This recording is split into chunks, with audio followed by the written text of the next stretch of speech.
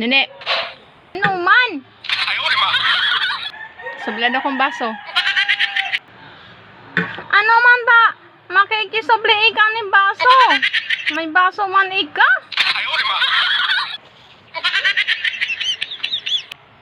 Sinabi ko, pasublion mo kong baso.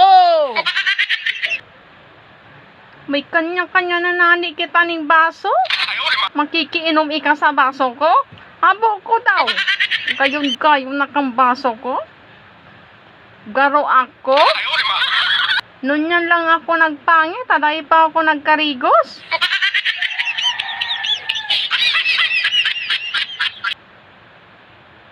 Abo ko daw magpainom sa imo kay niyo.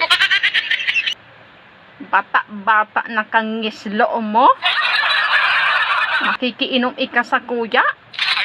Pati nani ang kutsara ako. Tigtipakan ko. Para aram ko na sa kuya iniyo.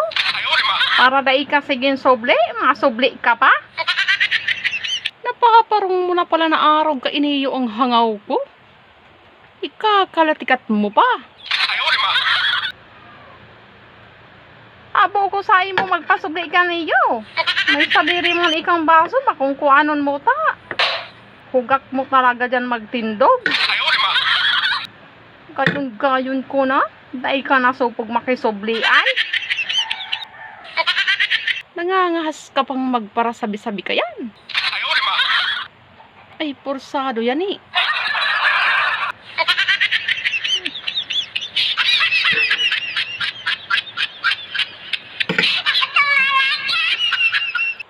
Pasublian mo kong baso. Gayon na kang baso kong iniyo. Garo na ako. Iinuman mo? Dai pa ako kay iniyo nagkarigos.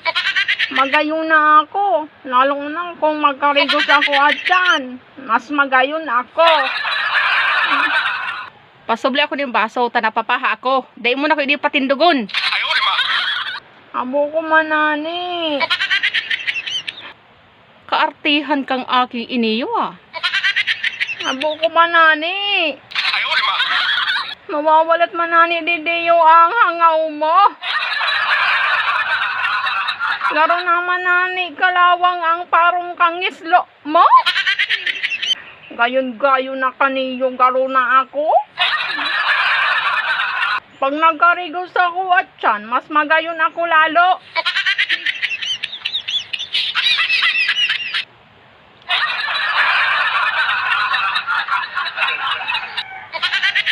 Permi mo na lang pinapadakula ang mata ko.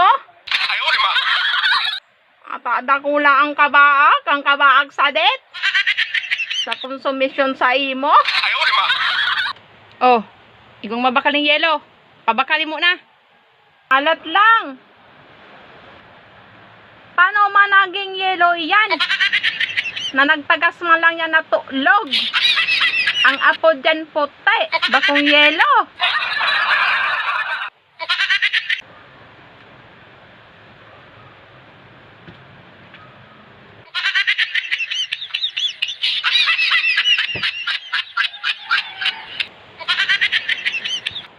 Habo mong magpasubli ng baso ha.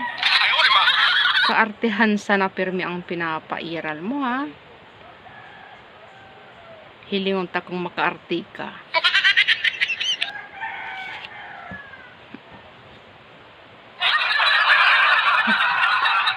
Hilingon ta.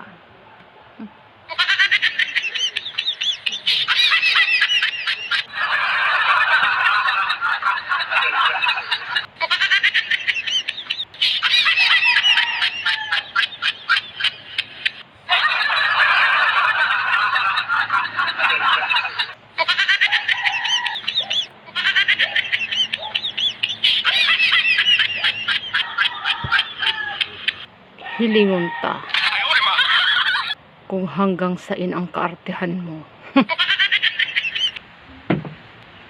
Pangito na ang mundo ko.